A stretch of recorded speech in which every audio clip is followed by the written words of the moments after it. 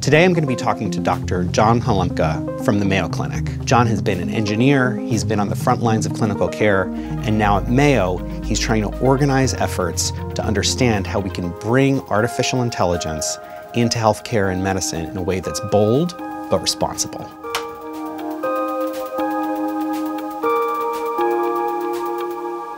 It's a pleasure to meet you, John. I'm really delighted to have this conversation about AI in healthcare. I'm a distinguished scientist at Google, and I've been working on the fundamentals of AI systems and how they work. And in the last few years, I've been directing my team to focus on applications to healthcare, because I believe that this is one of the greatest opportunities for the technology to deliver real benefits in the near term. Well, wonderful to sit down with you, Greg, because as a physician, I have worked at the intersection of healthcare and information technology for almost 40 years. And I've come to realize that clinical practice and academia alone cannot solve some of these major societal issues. We have to work with distinguished scientists. We have to work with industry if we're going to improve patient care worldwide. And that's ultimately what we want. I think we've both had kind of unusual paths to this strange intersection of artificial intelligence and medicine. I was trained as a neuroscientist, and part of the reason that I got into AI at all was because I had worked for years trying to understand how the brain represented information, how it stored information, how it retrieved information, how it constructed information, that maybe we could learn something by trying to build it. If you can build it, you can understand a little bit more. So we've both been interested in this space for a while, and I think that the promise that AI holds for medicine is something that people have been discussing for some time. But I feel like this change from predictive AI to generative AI is something that's really new. Sometimes I say there's a perfect storm for innovation is when you've got industry and academia and government all aligned. And we're at a unique time in history. Yeah. Right? And you could say some of it's the tech, right? It's just got new possibilities. But the interest we're seeing in society and potential applications is extraordinary. I've never seen this much attention paid to a new technology. So I agree with you. I see change in the last 6 months. And I think one of the things that's seems very promising about these technologies is that opportunity to reduce burden, right? I feel like clinicians and the medical system overall has been weighed down by so many things. But historically, adding technology hasn't always helped. And you'd be completely correct. In the Obama administration, I was part of this meaningful use movement, this notion of digitizing medicine. And I was told, well, the goal is to go from paper charts to fully digital. This way you can have full electronic recording of data. Oh, we need epidemiology. Oh, okay, good. You know, we need safety. Okay, good. By the time we were done, 140 data elements that every clinician would have to type for every patient visit. Now you have 11 minutes to see the patient. Enter 140 data elements, and be empathetic. It's not possible. So we digitized medicine, but we lost the hearts and minds of doctors and nurses along the way. Yeah, and I'm hopeful that that AI can actually kind of bring some of that humanity back, that the capabilities of assistive AI, of technologies that are really there to augment, to help clinicians and physicians, can strip away some of that extra work and allow them to focus again on really caring for each other as people. And I know that that's, to some folks, I think it's surprising, that the idea that bringing artificial intelligence is a way to get back to more humanity in medicine. And you're totally correct. So just yesterday I was talking to a GI leader who said, you know, I could actually do 4 more procedures, and these are detailed procedures in the field of GI, if I had an assistant documenting what I was doing. Because right now, the amount of typing I have to do is such an overwhelming administrative burden, I have less patient time. It's all about workflow. So I tell my colleagues, I know I'm going to create a brilliant app. It will just require you to pick up your phone, log in, use the app, break your workflow. How many clinicians will do that? None. It needs to be a side effect of the workflow you're already doing. So for example, if you had ambient listening, it said the doctor and the patient had a conversation like we're having, and then generative AI produced a summary. It actually figured out what was salient and summarized it in a way that would be very useful, that you could edit and then file. The point about having ambient listening, to me, brings up the question of privacy. And medicine is an area where we hold privacy extremely dear. How do you feel like what's the right way to think about privacy in a space where fundamentally I want AI to help us care for future patients better by learning from past patients? How do we learn from past patients in a way that really preserves privacy? And this is such an important question. I have worked on regulation and privacy for 3 decades. You need to tell the patients what you're doing. It's really up to exactly as you say. It's making sure that the patients and the providers and working together have confidence in whatever solution you put in place, that they have credibility. We tell patients, as you sign a disclosure, here's a notice of patient privacy rights, we're going to de-identify your data. If you don't want your data used to create future models, that's okay. Just tell us you don't, and we will remove your DID data from model creation. And in terms of how systems learn from data, have you at Mayo Clinic, have you actually been able to measure the impact of systems that are trained on real world data improving outcomes for future patients? We've developed 160 models, deployed about 40 of them. And one of the things to be careful with is there's a lot of model building out there, but not a huge amount of deployment and adoption. And a lot of that has to do with safety and testing and such. So what do? Randomized clinical trials.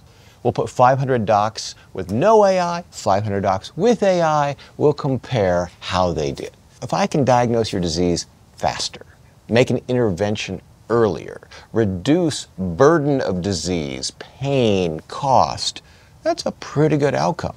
And we've done this in the fields of cardiology, neurology, radiation oncology, and proven the efficacy. There's no question. This is a direction we all must travel. One of the things that really brought me to the idea of wanting to work on medicine and healthcare anyway in the AI space was that I'd been working on sequential prediction tasks, which is part of where these large language models came from, trying to predict the next word in a sentence, trying to predict what's a good translation, what's a good answer to a simple question. And it seems like a crazy idea, but if you actually saw what had happened to hundreds and thousands of patients in their real care journeys, real world evidence, could you build systems that could forecast likely outcomes, that could maybe actually suggest not just from trial data, but from real world historical evidence, what's the right course of action? Do you think that's possible?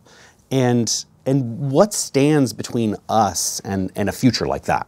So I think it's possible, and let me give you a personal example. So I have what's called a supraventricular tachycardia. Sometimes my heart rate goes from 55 to 170. It's irritating, not life-threatening. For 20 years, I've had this irritating condition. And, oh, by the way, I also have primary hypertension because my father had primary hypertension. And despite diet and exercise, I have primary hypertension. So I was put on an ACE inhibitor, a drug that helps my hypertension. Didn't really do much for my supraventricular tachycardia. So I went to Mayo Clinic and said, hey, could you evaluate me? They ran 14 algorithms on my 12-lead ECG, and they looked at various conditions I might have. And they said, oh, you don't have any of these bad conditions, but you do have an electrical conduction problem in your heart. Here, instead of that ACE inhibitor, try a calcium channel blocker. It'll cost 25 cents. Do you know my SVT is gone? And so why did I have a 20-year circuitous journey when all I needed to do was change the medication I was on? And that's what the predictive models, looking at millions of patients in the past and their journeys, will do for patients in the future. I really believe that this is something that's going to elevate the the quality of care for people broadly. But medicine isn't really the same everywhere and for every person and for every population. And it may even be different for different people's value systems about what good living is for them. How do we use AI without having it be something that is homogenizing? What a really good question. So it has to start with data, right? All these systems, whether predictive or generative, they're all dependent on the training sets. Mayo has signed agreements with health systems around the world in a federated, decentralized, highly distributed model. Instead of sending all their data to one location, we leave it where it is at country scale and look at model creation and validation against global data sources with more heterogeneity. To your point, it's going to be different demographics, incomes, educational levels. That's the kind of data set you need if we're going to do fair, appropriate, valid, equitable, and safe AI. Yeah, and medicine is always changing, right? We learn new things, there are new discoveries. Doctors are working all the time to try to stay current with what's the best practice. How does that interact with these AI systems? If they're learning from the past, how do they get new information about what's the right thing to do now if guidance has changed? I went to medical school in the 80s. You know, a few things have changed since then. My field's emergency medicine. There are 800 articles written every day in my field. I'm a little behind on my reading. So you can imagine generative AI, let's take that. It is pretty good at being able to take a body of information, credible information, and summarizing it. So through techniques like retrieval augmented generation, you could say, actually, these are credible sources of emergency medicine information in a particular area of study. Summarize it for me. And suddenly I now have a 2-page, this is the articles of last week that you need to know about. That I can digest. When people think about AI in medicine and healthcare, I think a lot of times they jumped to the idea of an AI that's trying to be a physician. To me, that it seems neither close nor desirable. It's not going to replace the human. So it's really got to augment human decision making. When you get cancer treatment, my wife was a cancer patient, she's doing fine today. You typically get radiation. And radiation turns out to be a pretty complicated thing, so you affect the tumor but not nerves, arteries, and veins. It takes a lot of human and physics time. I feel like there's often a lot of new opportunities for innovation when you can build a bridge between two fields where folks don't naturally speak the same language, right? Where you can kind of translate technologies. What has been your approach to trying to bring technology to medicine in new ways? We looked at, well, what are some of the major clinical problems to solve in common diseases, and what is the data that is needed to solve those problems?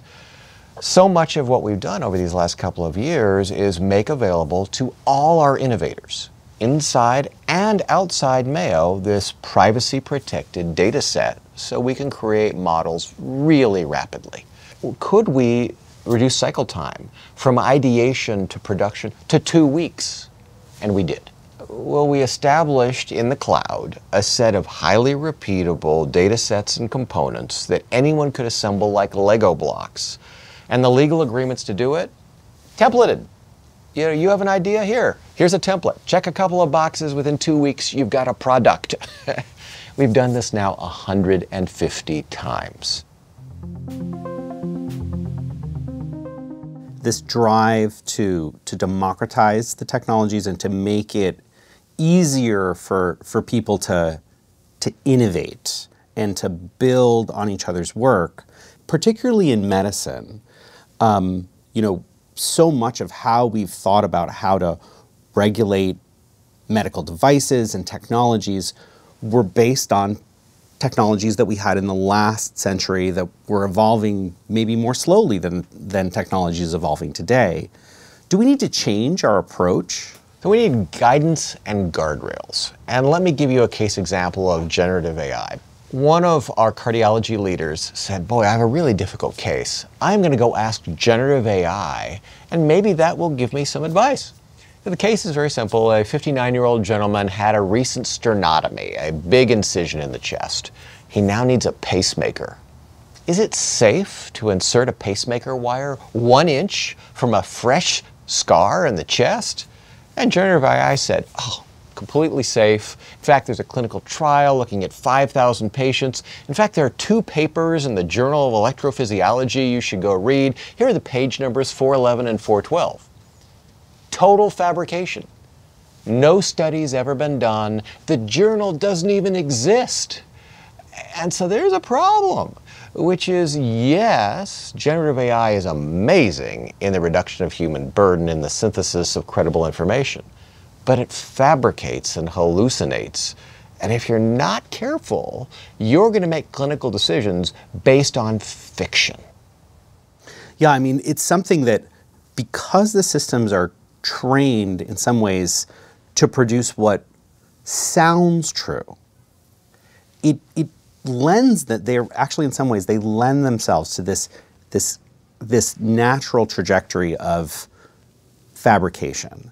And in some domains, that's actually one of the most valuable things about them. Like when you think about trying to take generative AI and using it to expand people's ability to be creative, right? To make new music, to write new poems, to write new kinds of poems. I think there's a lot of opportunity there, and part of that comes from its ability and its willingness to go beyond what has been exactly said before, right? It's not just parroting the past. It can make little excursions. Really welcome your thoughts on what do we do to get more credible generative AI, or at least measure the generative AI for credibility and repeatability. Yeah. So there are 2 aspects of it that I think are really important. One is that in the history of predictive AI, we've often thought of training data as the most important asset in terms of governing, making systems work well. In the generative space, it feels like we need to have that same kind of respect for the ability to evaluate. It's not so much about the new opportunities for how the technology can be applied are so numerous that I feel like there needs to be a way for us to measure the performance in the kind of real world situations that it's going to be used in. And I think that that's going to take some rethinking. I don't think that we can build generative AIs and then call them done and just let the system work. I actually think that real-time, continuous monitoring of how the systems behave and kind of review of what's going on and is it making a positive change or not is part of what we're going to need to do. We're going to need to focus more on real-world evidence. I think the other thing is, I think that sometimes people try to ascribe too much to the generative elements of AI.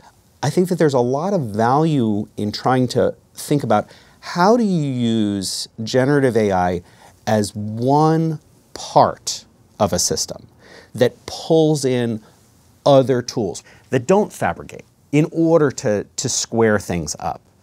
And that the problems that we think about right now, they're real problems. I do think that they're things that we need to think about, but some of them are overblown by imagining, well, you're just going to have a monolithic generative AI bot and ask it a question. I think it's much more likely that, well, let's use generative AI to help me interact with this very reliable database. Mm-hmm. I think that something like that might be something that we can build sooner rather than later. What do we have to do in order to help human clinicians feel like generative AI is their colleague or their partner or a tool that they can trust? I think generative AI has to have 3 characteristics: credibility, transparency, how does it work and where can we use it, and reliability, relative predictability that it's going to be a good thing next time I try it. And so I would say if you look at medicine, there are a variety of low-risk areas to start. As a practicing clinician, I can tell you that the use of the electronic health record, although of course it digitized medicine, is very burdensome. And there's something called an inbox, which is, oh, review this lab result. Oh, here's a patient with a question. Here's a colleague with a referral. Managing the inbox takes a lot of time. So if you say, hey, we're going to use generative AI to create just draft answers to the 1,000 messages you receive every day, instead of having to author the message, you just read and edit and send. You could save hours a day. That may be a very good place to start. Or as we chatted about, clinical documentation. Higher risk, but worth exploring, summarization. Mrs. Smith has just arrived in the emergency department, and she has a 4,000-page chart. Here. If generative AI could say, oh, I'll read the 4,000-page chart and show you the 2 or 3 pages of what's most salient, potentially going to be revolutionary. Harder, things like differential diagnosis. Oh, a patient who has a fever and a cough, here are the things it could be. Well, I think, again, we have to be, at this early stage of generative AI, a little circumspect. I would be very careful right now of using generative AI for diagnosis. And I think even when we bring AI into the clinic, thinking about the impact that it has on the patient is really important. An example of a study that we did recently in collaboration with some folks at Northwestern was a randomized control trial in terms of using AI in breast cancer screening, just for the very simple purpose of if the AI thought that eventually a radiologist was going to order someone to come in for a follow-up study, let's just flag that right away so that maybe we can do that follow-up study before the patient even leaves.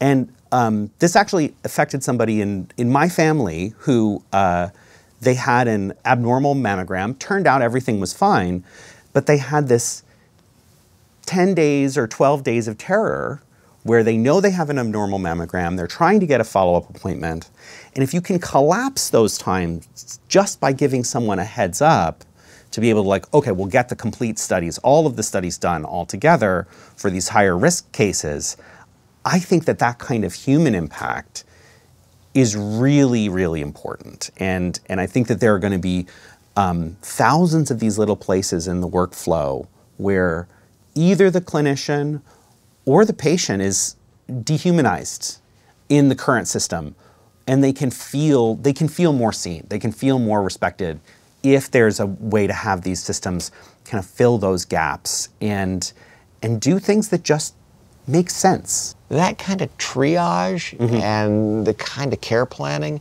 will be invaluable to patients. Yeah, there are a lot of opportunities to use AI on platforms like mobile phones to help people with this sort of triage and screening or pre-screening.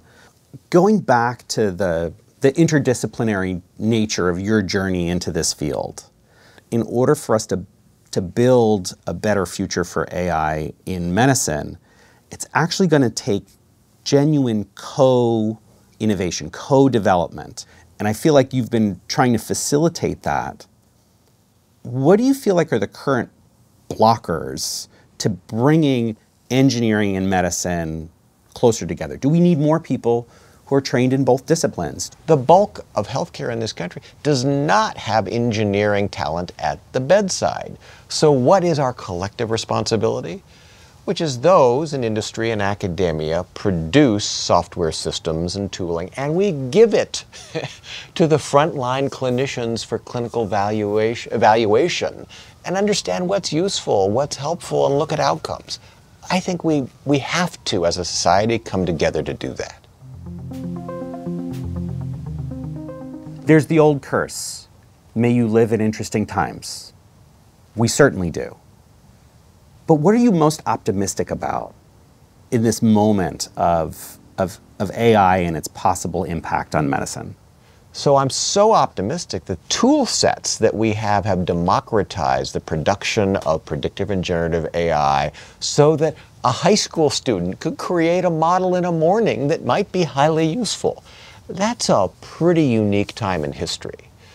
So I think these next 5 years will look to changes in healthcare such that practice without augmentation will be malpractice.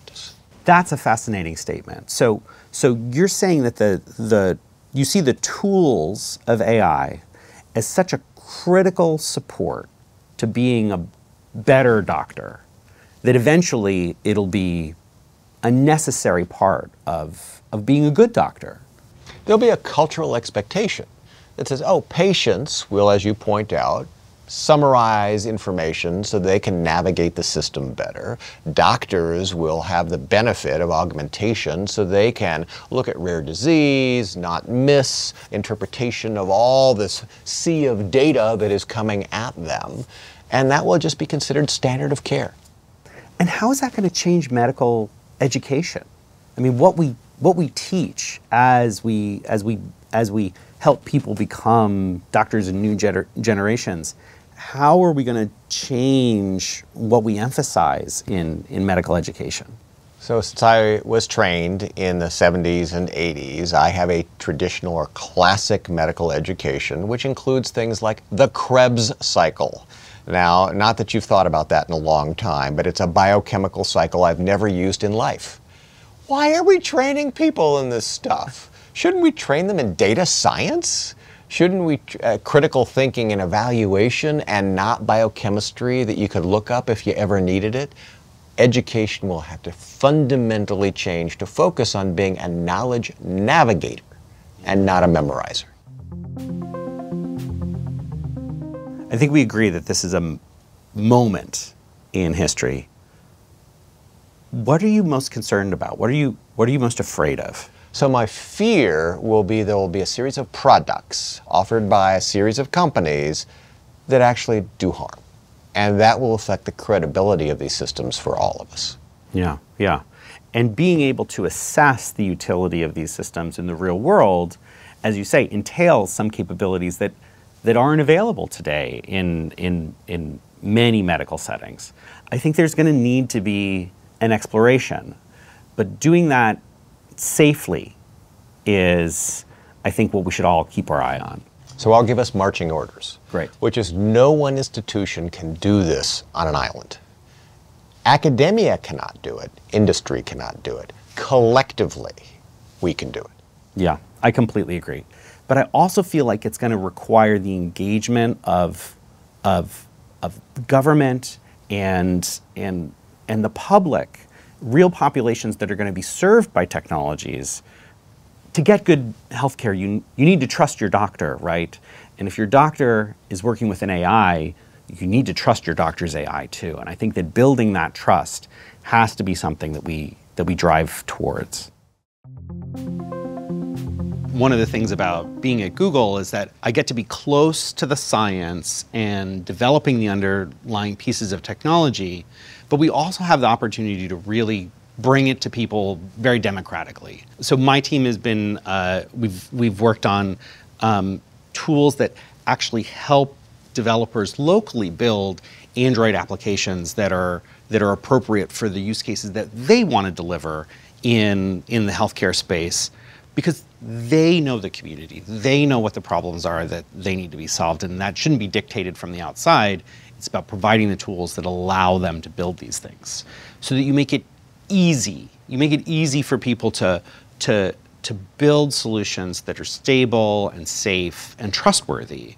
I feel like that's so much more useful than trying to build one perfect app that does all of these things. It's just not possible. I really think it's about enablement. And as we try to solve some of these problems around the world, you always ask the question, do you build, do you buy, do you partner?